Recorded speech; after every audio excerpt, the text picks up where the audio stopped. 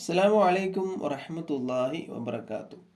ശത്രു എന്നുള്ളത് പല സ്വപ്നങ്ങളുടെയും വ്യാഖ്യാനമായിട്ട് നമ്മൾ പറയാറുണ്ട്. പ്രത്യേകിച്ചൊരു പാമ്പിനെ കണ്ടാൽ അതിൻ്റെ വ്യാഖ്യാനം ശത്രു ഉണ്ട് എന്നാണ്. അത് വീട്ടിൻ്റെ ഉള്ളിൽ കണ്ടാൽ, വീടിൻ്റെ പുറത്ത് കണ്ടാൽ, വിരിപ്പിൻ്റെ മുകളിൽ കണ്ടാൽ, മാളത്തിൽ പകുതി ഭാഗം കണ്ടാൽ, അതുപോലെ തന്നെ വെളുത്ത പാമ്പിനെ കണ്ടാൽ, മഞ്ഞ നിറത്തിലുള്ള പാമ്പിനെ കണ്ടാൽ, കറുപ്പ് നിറത്തിലുള്ള പാമ്പിനെ കാണാൻ, ഇതിനൊക്കെ വ്യാഖ്യാനം ശത്രു എന്നുള്ള കൂട്ടത്തിൽ തന്നെ അതിൻ്റെ ഭാവങ്ങളും നിറങ്ങളൊക്കെ മാറുമ്പോൾ എക്സ്ട്രാ വേറെ വ്യാഖ്യാനങ്ങൾ കയറി വരും.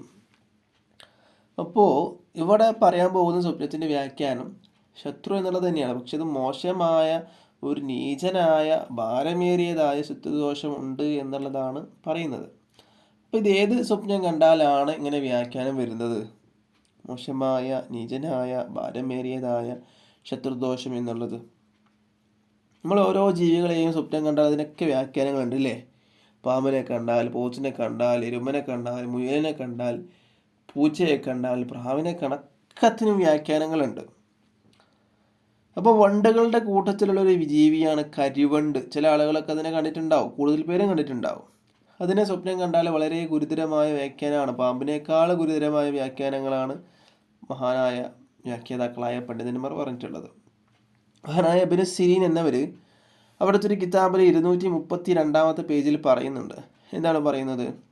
ഒരാൾ കരിവണ്ടിനെ സ്വപ്നം കണ്ടാൽ, വണ്ടുകളുടെ കൂട്ടത്തിലുള്ള ഒരു വണ്ടാണ് കരിവണ്ട്. ആ കരിവണ്ടിനെ ഒരാൾ സ്വപ്നം കണ്ടാൽ അതിൻ്റെ വ്യാഖ്യാനം മോശമായ നീചമായ ഭാരമേറിയതായ ശത്രുദോഷമുണ്ടാകും എന്നുള്ളതാണ്. കരിവണ്ടിനെ സ്വപ്നം കണ്ടാൽ അതിൻ്റെ വ്യാഖ്യാനമാണ് പറഞ്ഞിട്ടുള്ളത്. ഇൻഷാ അല്ലാഹ് അടുത്ത വീഡിയോ ആയിട്ട് വീണ്ടും കാണാം. അല്ലാഹു സുബ്ഹാനഹു തആല അതിന് എനിക്കും നിങ്ങൾക്കും തൗഫീഖ് നൽകട്ടെ. അസ്സലാമു അലൈക്കും വറഹ്മത്തുള്ളാഹി വബറകാതുഹു.